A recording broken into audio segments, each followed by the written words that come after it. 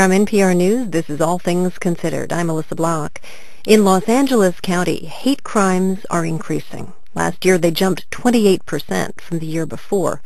That increase is striking because nationwide, the incidence of hate crimes declined slightly. So what makes Southern California different? NPR's Dina Temple-Raston reports. Carol Karansky's morning commute into the city involves winding through the back roads and canyons of the San Fernando Valley just to avoid the freeways. Her route takes her past the tawny stucco houses and manicured lawns of Tarzana.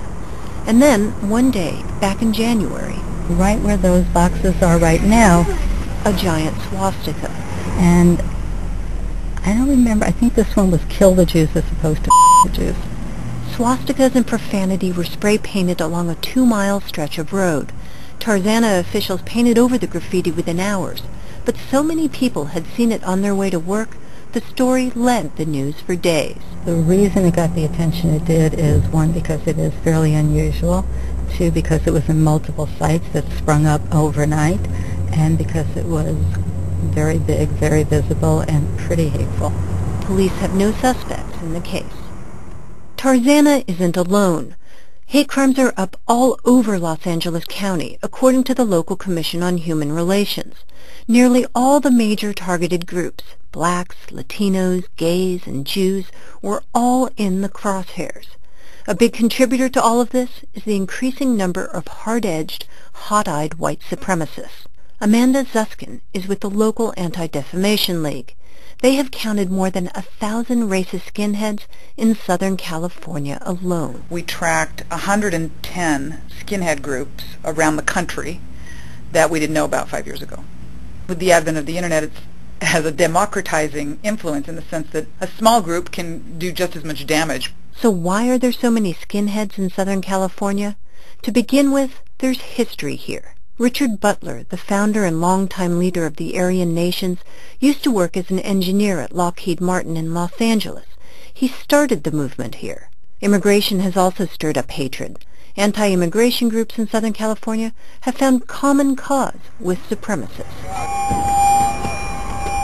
A high school in northern Los Angeles County, in a town called Palmdale, shows how all of this is unfolding at a more grassroots level. There's a lot of that going on here. Well, I know... Kayleen is a freshman. Her parents asked that we not use her last name. She says, quite matter-of-factly, that Palmdale has its own white supremacist clique. I've seen them around. There's a lot, some skinheads here, but then, the black people get mad, and then they start fighting, and then there's, a lot of Mexican versus black that fight. That happens a lot. She says the skinheads all wear plaid shirts and, have shaved heads. They're just really weird, and they'll, go around doing their Hitler stuff, and they'll be like, "Hi, Hitler," and they say, all that kind of stuff, and it's annoying. It's not necessary. One reason why there's so many skinheads in Kayleen's school is because they are being recruited, actively. And one of the ways these hate groups do that is through music.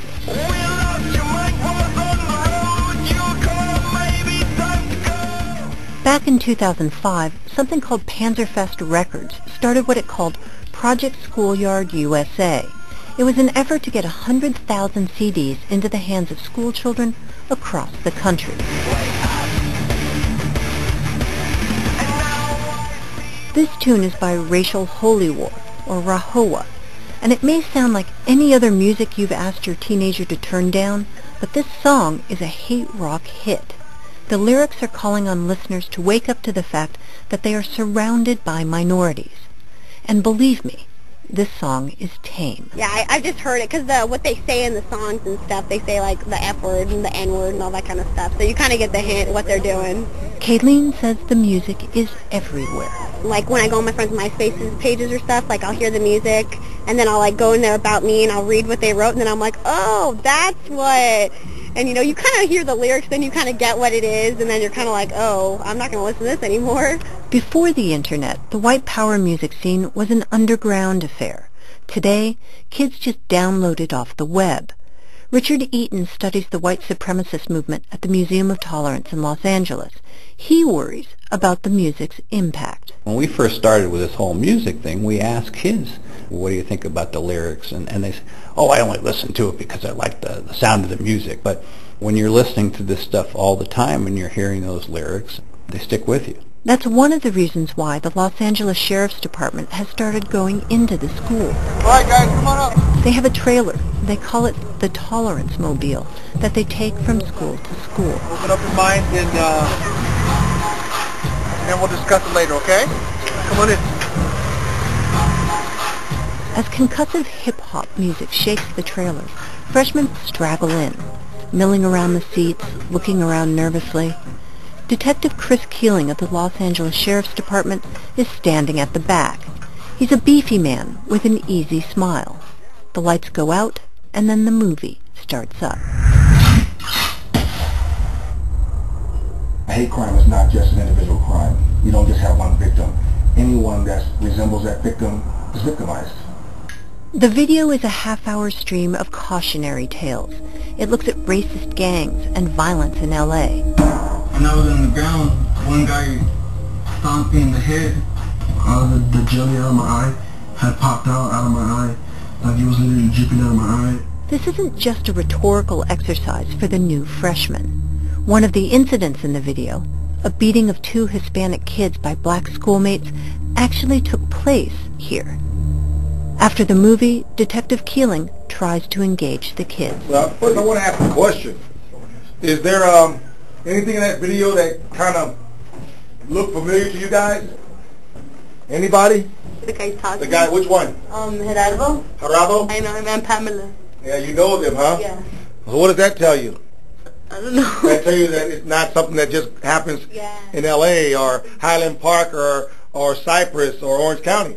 Where else is it happening? Right here. Right here. Waiting until high school, Keeling says, is too late now. That's why they've started showing this movie to middle school students. By the time these kids are freshmen, many hate groups have already got their hooks in them. Dina Temple-Raston, NPR News.